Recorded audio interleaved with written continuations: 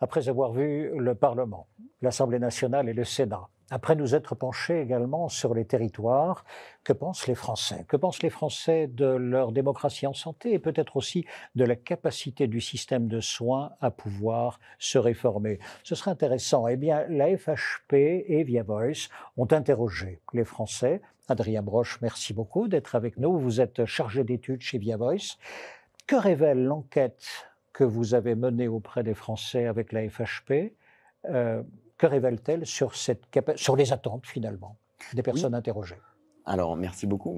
Je dirais que d'abord, peut-être pour faire un dézoom sur la question plus large de la démocratie, avant d'entrer dans le cœur de la démocratie sanitaire très rapidement, euh, on vit, on le sait, c'est commenté et répété, une crise de manière générale de la démocratie qui est concomitante d'une crise des corps intermédiaires.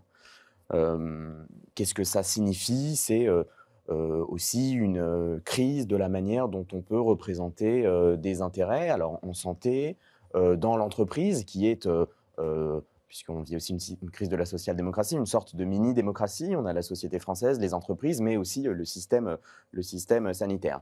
Le rôle des corps intermédiaires, pourquoi est-ce qu'il est essentiel malgré tout dans tout cela? C'est parce qu'il a une fonction de canalisation des intérêts, des émotions. On sait qu'on est de plus en plus entré dans un âge politique qui place les émotions ressenties, supposées ou réelles, en tout cas des Françaises et des Français, au cœur de leur manière de faire, de voter. Et le rôle des corps intermédiaires, au fond, ça doit aussi être ça, c'est de canaliser et de représenter des intérêts concomitants. Alors, la démocratie dans tout ça, pour en venir à la démocratie sanitaire, je dirais que la question sanitaire est en fait au point de rencontre de ce qu'a pu connaître la démocratie plus tôt. Je m'explique très rapidement, pour faire une petite référence un peu théorique, mais dans un célèbre discours de Benjamin Constant, opposant la liberté des anciens et la liberté des modernes, il opposait donc deux formes de démocratie, et l'entrée avec la modernité dans une nouvelle forme de démocratie qui plaçait la liberté beaucoup plus au niveau de l'individu que du collectif, du sacrifice, etc. Sauf que quand on rencontre cela, on se pose face à une division entre des gouvernants et des gouvernés. Donc une dichotomie. Si on est représenté, forcément, on perd une certaine forme de capacité politique, puisqu'on vote, mais en dehors de ça, nos intérêts sont représentés. Donc, s'institue une seconde division entre des citoyens et des individus. Au fond, ce qui se passe aujourd'hui dans la question sanitaire, c'est un petit peu cela. C'est-à-dire comment est-ce qu'on arrive à canaliser cela, à faire en sorte que les individus, qui sont en général aussi dans des situations d'urgence, la question sanitaire pour le coup l'est, peut-être encore plus que le vote, qui, dans une démocratie, nous donne 5 ans pour régler un certain nombre de problèmes démocratiques et sociétaux. Bon, la santé ne se donne pas ce temps-là. Donc comment est-ce que, face à des Français qui sont très majoritairement satisfaits du système de santé, qui déplorent néanmoins des problèmes de lisibilité, de simplification, qui aspirent à une simplification et à une meilleure lecture de cela, qui comprennent à peu près les enjeux de la démocratie sanitaire, mais qui sont encore très très loin de tout ça. Comment est-ce qu'on arrive à soigner non pas seulement aussi des individus, mais des citoyens, en créant aussi une forme de citoyenneté sanitaire qui permette aux individus et donc aux soignés de participer entièrement, tels qu'ils le font dans la démocratie de manière plus générale, au parcours de soins et à la vie de la santé publique et privée de manière générale en France. Merci beaucoup pour cette mise en perspective, les chiffres et les questions surtout que vous avez posées. Ça m'intéresse. Alors, peut-être, je ne sais pas, François, si tu as tous les chiffres. À moins que, oui, je vous en prie, vous partagez le travail, François. Alors, simplement, François Mickey-Marty, vous êtes président de Via Voice. Alors, je vous écoute.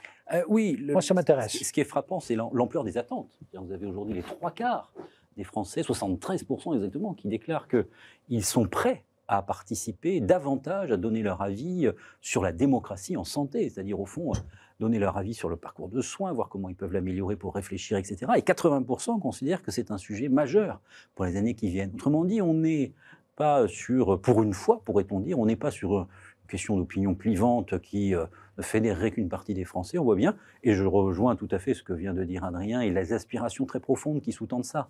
On est sur, au fond, le passage peut-être à un nouvel âge, où l'idée de la santé, en termes d'opinion, parce que ça n'est pas nouveau en termes institutionnels, il y a déjà bien entendu beaucoup d'institutions qui existent en termes de démocratie en santé, mais en termes d'opinion, on a une véritable aspiration, et l'idée au fond peut-être à ce que le système évolue davantage au cours des années qui viennent. D'accord. Ça, c'était le premier aspect, bien sûr. Prêt, donc, enfin, conscient de l'enjeu, conscient et également, pardon, preneur de la santé. On va jusqu'où avec ça? C'est-à-dire que vous venez de dire, mais si je suis un citoyen, je veux bien prendre en charge en tous les cas une part du débat, j'ai bien compris, mais comment? Bah écoutez, il y a plusieurs manières de le faire. Il y a une dimension consultative qui peut prévaloir, c'est-à-dire au fond pouvoir donner son avis avec des consultations qui peuvent être organisées par les acteurs de santé eux-mêmes, qui peuvent être organisées par les pouvoirs publics. Ce sont des choses qui appellent à évoluer par rapport aux dispositifs existants aujourd'hui. Ensuite, il peut y avoir des dimensions beaucoup plus délibératives, collaboratives, c'est-à-dire dans l'élaboration, dans la réflexion sur les futurs dispositifs qui peuvent être mis en place au service des patients eux-mêmes, et puis surtout peut-être une dimension d'information. On a aujourd'hui une majorité dans cette enquête, via Voice réalisée pour la FHP, on a une majorité de Français qui disent « mais nous ne sommes pas suffisamment informés ».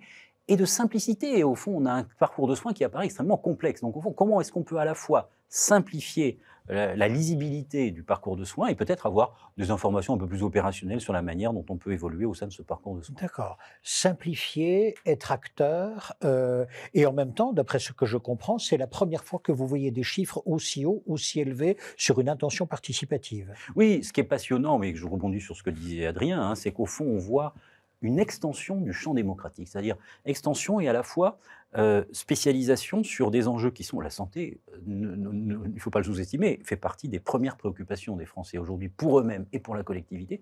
Donc on voit qu'on est sur un sujet majeur et sur lequel les Français aspirent à prendre la parole. On pourrait plaider aussi, au-delà de ça, pour une extension du domaine du soin, c'est-à-dire le soin n'est pas qu'un soin au sens premier du terme, avec des thérapies qui répondent à des pathologies. Le soin, ça veut dire aussi prendre soin des gens, être à l'écoute. Nous avons, si on file la métaphore, nous avons 3 pathologies dans la société française. La première est le sentiment d'abandon. Je suis là, personne ne m'écoute. Aujourd'hui, la moitié, 50% des Français s'estiment abandonnés, pas pris en compte, oubliés. Donc il s'agit de leur donner la parole. Le deuxième élément qui est très important, c'est la réalité de la fragmentation, c'est-à-dire des publics qui sont de plus en plus différents, chacun étant un peu dans son univers à lui et de plus en plus. Donc la question, et je pense que pour un acteur tel que la FHP, là, il y a des perspectives d'avenir très importantes. Comment fédérer davantage, comment créer du lien dans les années qui viennent. Et puis le troisième élément, c'est celui de l'incertitude. C'est-à-dire on le voit bien avec tous les événements que l'on vit de manière globale. On est dans un monde de plus en plus incertain. Donc, comment recréer de la connaissance, du sens, de l'information et donc de la réflexion pour les années qui viennent? Merci beaucoup. Adrien Broche, nous étions partis sur l'idée la démocratie doit pouvoir s'occuper des enjeux en santé. À travers votre enquête, ce que je comprends, c'est qu'il faut inverser la chose.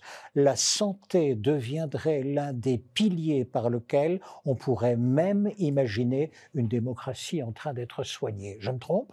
Non, absolument pas. Je pense qu'effectivement, il y a un système de communication dans le système démocratique de manière générale entre le bas et le haut, les représentants et les représentés, et effectivement la force de la démocratie et les thématiques qui sont celles qui la font et qui lui donnent sa force. Je pense que c'est ce que aussi disait François. On a aussi aujourd'hui un défi à relever qui est comment inventer la démocratie alors qu'on a à peu près déjà tout inventé, c'est-à-dire la délibération, la représentation, la participation directe, etc. Donc peut-être qu'il peut être intéressant de renforcer toujours la capacité de consultation, de participation, avec une forme aussi de participation directe.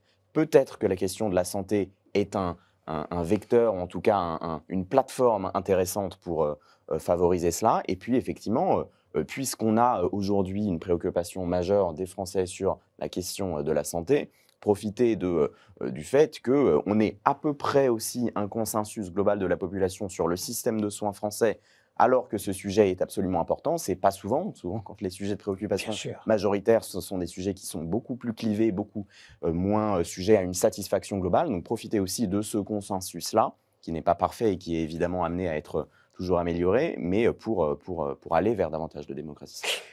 Dernière question, François Miquet-Marty. 2 chiffres que l'on pourrait retenir de votre enquête, 2 chiffres majeurs. Le premier qui est très frappant, c'est l'expérience Covid. 40% des Français estiment qu'ils n'ont pas été bien associés à la réflexion, aux prises de décision pendant la pandémie, à tous les niveaux, qu'il s'agisse des questions de confinement, qu'il s'agisse des attestations de sortie, qu'il s'agisse des vaccins, etc., etc. 40%, c'est beaucoup, donc ça laisse des traces. Et deuxième chiffre qui fait beaucoup réfléchir aussi, 26% des Français estiment que après une expérience, un passage en hospitalisation, après une opération, il manque parfois de repères, d'informations, savoir à qui s'adresser. Donc on voit bien qu'on a sur des registres très différents un sentiment de ne pas être suffisamment pris en compte. Donc ça veut dire quoi? Ça veut dire bien sûr l'importance du soin dont on parlait de manière étendue, l'extension du soin, c'est le premier élément. Deuxièmement, peut-être pour une fédération telle que la FHP, des réflexions en termes de préfiguration de ce que peut être une société de demain qui tient compte, qui fait du care, qui démocratise les choses. Troisièmement, l'hybridation avec des publics très différents. D'une certaine manière, je pense que c'est vers cela qu'on va, c'est-à-dire pouvoir de plus en plus, la FHP le fait déjà merveilleusement, mais aller au-delà de ses propres publics pour s'ouvrir de plus en plus. Et puis enfin, réflexion sur les enjeux d'avenir pour savoir comment on peut apporter des réponses à ces patients. Extension, préfiguration, hybridation, réflexion, tout ça finit en lion. Voilà. Merci beaucoup à l'un et à l'autre. Et si vous le voulez bien, dans un instant, nous allons encore élargir le spectre de nos intervenants à tout l'écosystème qui, de près ou de loin en tous les cas, se trouve au bord du système de soins.